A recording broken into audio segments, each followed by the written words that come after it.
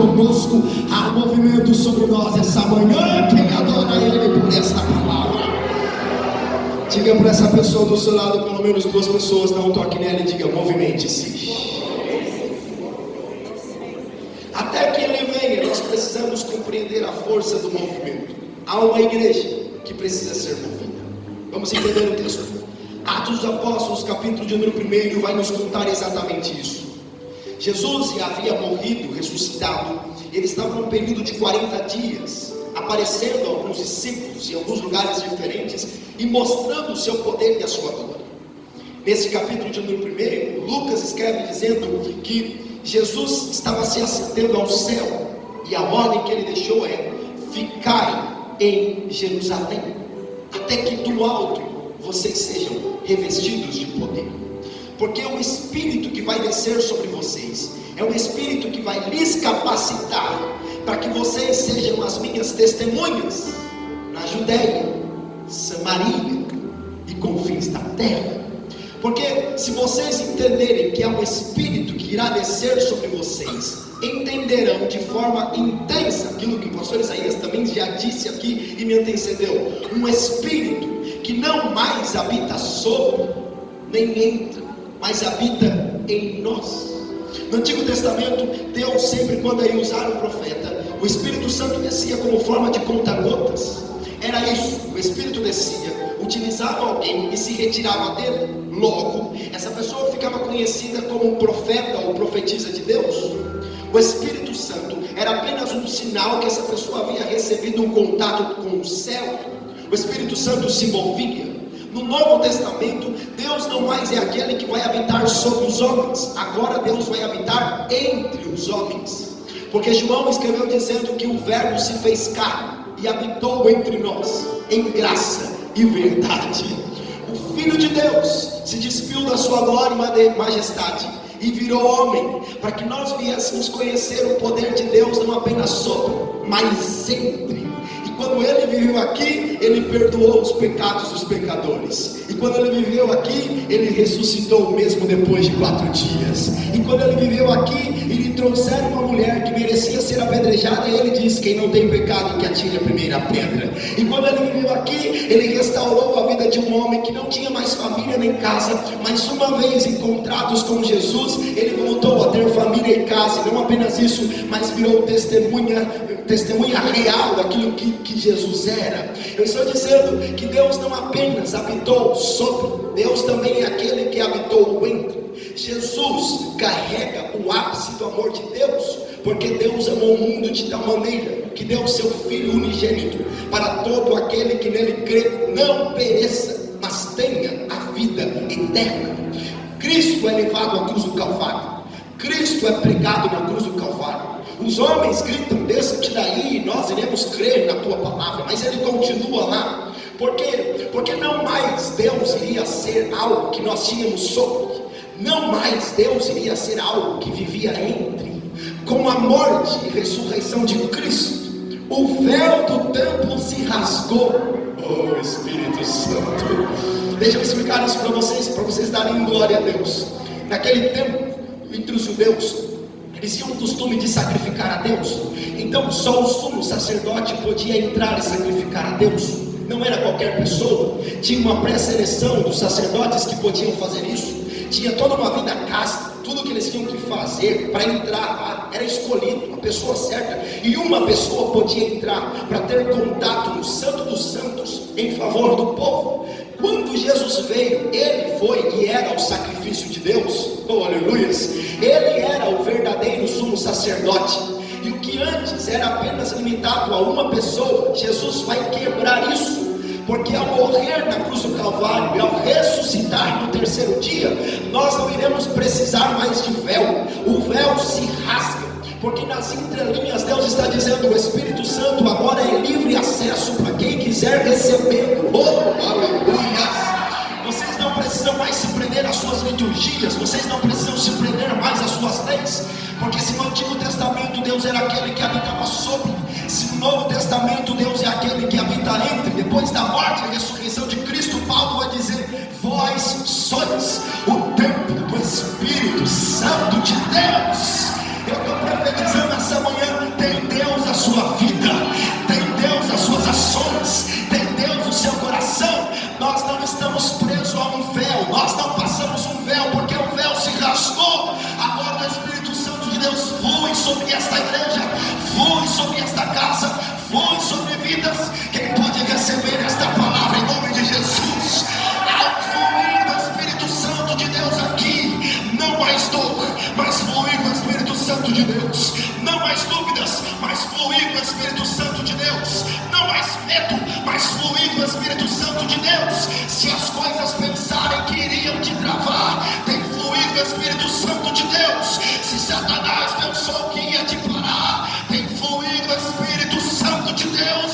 Quem pode glorificar a Ele por esta palavra? Há um fluir de Deus aqui essa manhã. Quem recebe isso?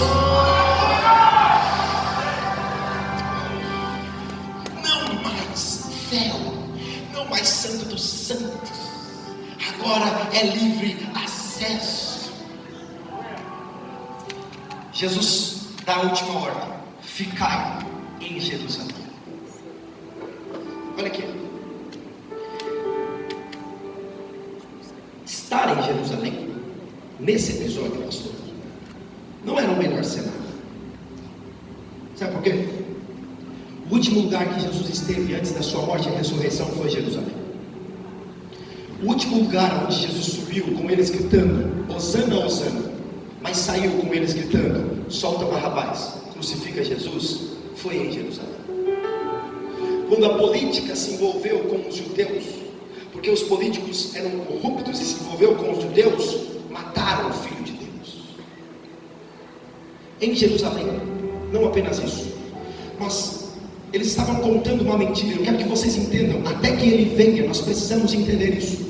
Em Jerusalém eles estavam contando uma mentira. E qual era a mentira, irmãos? Que Jesus não ressuscitou coisa nenhuma. Na verdade, foi os discípulos dele que fizeram um motim, foram lá e roubaram o corpo dele. Jerusalém não era o melhor cenário. Jerusalém não era o lugar que eles desejavam estar. Não, a gente ia para lá, não, porque tinha uma mentira sendo contada lá. Jerusalém era um lugar que arremetia a eles dor, porque foi lá que ele caminhou no Gólgota, na via dolorosa. Foi lá que ele foi cuspido e chicoteado. Só que o Deus que passou por isso está dizendo: eu vou enviar sobre vós o Espírito Santo. E quando eu for enviar sobre vós o Espírito Santo, eu quero que vocês fiquem em Jerusalém. Porque se Jerusalém lhe arremetia um cenário de dor, vai ser lá que eu vou restaurar as suas forças. Se em Jerusalém lhe arremetia um cenário de morte, destruição, é lá que eu venci a morte. Se em Jerusalém lhe arremetia um cenário de desprezo, aonde eu fui, caminhei e fui preso, é lá que o meu Espírito vai descer. Porque até que Ele venha, nós como igrejas que estamos em movimento precisamos entender: Jerusalém, em algumas perspectivas, pode não ser o melhor cenário, mas se foi lá que Ele escolheu para derramar o teu Espírito Santo, é melhor seguir as ordens do que Ele liberou. Eu estou dizendo essa manhã de que muitas vezes nós escolhemos os lugares, parece que o Espírito Santo se torna controlável em nosso tempo, não é? Nós precisamos fazer isso, nós precisamos fazer aquilo, nós precisamos ir acolá. Não porque só aquela igreja tem, não porque só aquele pastor tem, não porque só aquele povo tem. Mas aqui, quando eu entendo que Jerusalém é o lugar que em primeiro momento lhe dá dor e desprezo, mas é o lugar que Jesus pede para que eles fiquem. Jesus está nos ensinando o lugar. Não tem placa, não tem lugar, não tem ambiente. O Espírito que eu vou derramar sobre vocês é como um vento que sopra, ninguém sabe de onde vem, ninguém sabe para onde vai. Eu estou dizendo essa manhã que não há uma liturgia, não há um aprisionamento dos homens, uma religiosidade, não. O Espírito Santo se move, porque o coração contrito e compungido não desprezará o Senhor. Eu estou dizendo essa manhã que se você está vivendo algum ambiente que lhe causou dor, eu profetizo que nesse mês vai ser exatamente nesse ambiente onde o Espírito vai se movimentar. Abner, lá em casa está uma guerra, mas vai ser exatamente esse cenário que Deus escolheu para dizer: é aí que eu vou descer, é aí que eu vou me manifestar, é aí que as coisas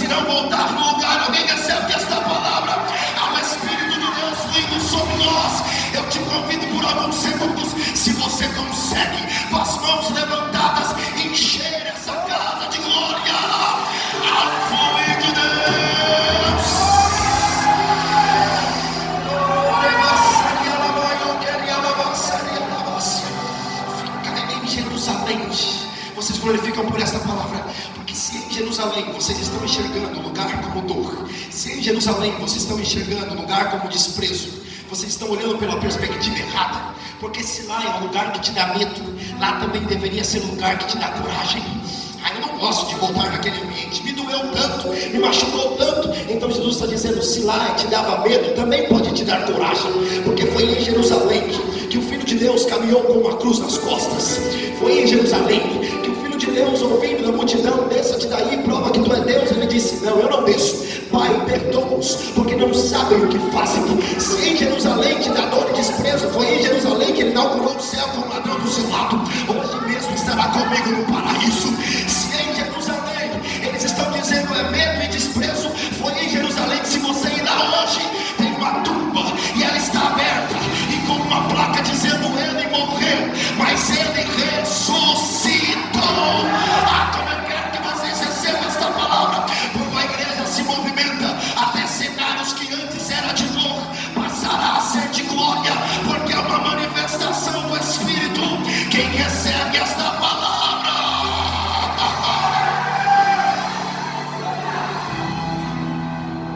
vamos para Jerusalém. Não apenas isso, mas eu quero que vocês aprendam, até que ele venha, eu preciso ficar em Jerusalém. Jerusalém é o meu tempo de dor e desprezo, mas é um momento de glória. Diga comigo, eu preciso ficar onde ele pediu para eu ficar. Não apenas isso, Agostinho, mas o texto diz, no capítulo 2, que estavam todos reunidos. O todos reunidos é exatamente a exemplificação da glória de Deus, porque são todos. Eu fico muito feliz. Eu nasci no berço evangélico, meu avô era pastor, meu pai era pastor, minha família é uma família de pastores, homens e mulheres de Deus. Fico muito feliz. Fico feliz porque a minha vida em si se voltou sempre à igreja. Fico muito feliz. Feliz porque eu sempre tive a oportunidade de aprender nos pés de homens e mulheres de Deus. Feliz, pastor, feliz, de fato. Estou falando isso com o coração alegre. Feliz porque hoje Deus está me trazendo para um tempo para estar com vocês e viver uma nova dimensão da glória. Feliz. Feliz porque eu sempre fui voltado a essa ideia de igreja. Então a minha vida sempre foi isso. Tenho 25 anos de idade. Meu Deus, igreja. Era de segunda, igreja. Feliz. Mas se eu te disser que o Espírito Santo não precisa desses títulos, eu fico feliz com gente que nasceu numa família tão maravilhosa, que sempre foi crente. Feliz, parabéns, é isso aí, vamos seguir em frente. Mas feliz por entender que o Espírito Santo vai se derramar em todos. Eu sou da linhagem do meu pai que era. E daí, meu irmão? Não é pastor? Não, porque eu cresci ouvindo. E daí? Quando o Espírito Santo descer, ele não vem apenas para pessoas que têm um passado maravilhoso. Eu quero que vocês recebam esta manhã. Ele não vem para pessoas, e desculpa isso daqui, mas que gritam uma santidade exterior e muitas vezes não tem essa santidade interior. Ele não vem para umas pessoas que precisam cumprir uma regra de uma linhagem, de que se não for isso, não. Quando o Espírito Santo desce, ele desce para todos. Porque aqui, em todos reunidos, eu tenho um Pedro que qualquer coisa queria arrancar a orelha dos outros. Eu tenho um João que era discípulo do amor, mas que quando disse que a aldeia dos samaritanos não quis arrumar lugar para Jesus, ele foi o primeiro a dizer: o Senhor quer que a gente ore e queime toda aquela aldeia. Isso porque era o discípulo do amor, irmãos. Imagine se não fosse. Enquanto o texto diz que todos, eu tenho pessoas que era complicado o suficiente, eu tenho pescadores, eu tenho homens e mulheres que para a sociedade não eram absolutamente ninguém, não tinha nenhuma significância. Quando o Espírito Santo vai descer sobre todos, eu tenho pessoas que antes, como Marta, era uma mulher que vivia no prostíbulo, mas quando ela encontrou Jesus e foi cheia do Espírito Santo de Deus. Eu tenho pessoas que são como Tomé, que só acreditam se vendo. Não importa o que você faça, ele só acredita vendo. Quantas vezes eu sou o Tomé, eu fico feliz, porque eu tive um passado de uma família pastoral, mas é olhando para isso, Samuel, que eu entendo. E daí? Se eu não entender que o Espírito Santo se move em todos, e eu vinha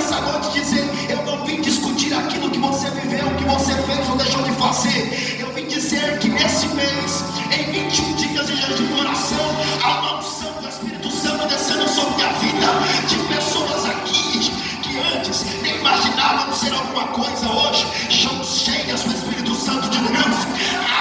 Eu peguei, eu já fui lá, eu já andei assim, eu já fui acolá, e daí? Eu não quero discutir isso, porque nenhuma condenação há para aqueles que estão em Cristo Jesus. Eu estou dizendo que nessa igreja Atos, nós não iremos chamar atenção, porque temos pessoas que têm um passado maravilhoso. Nós iremos chamar atenção, porque antes homens que não eram, passaram a ser cheios do Espírito Santo de Deus. Casamentos que antes estavam por um fio, passaram a ser cheios do Espírito Santo de Deus. Eu quero alguém para receber esta palavra. Se prepare, se prepare. Oh, levante as mãos, se prepare, porque enquanto você caminhar, ninguém vai olhar para você e dizer: olha quem ele era. Não.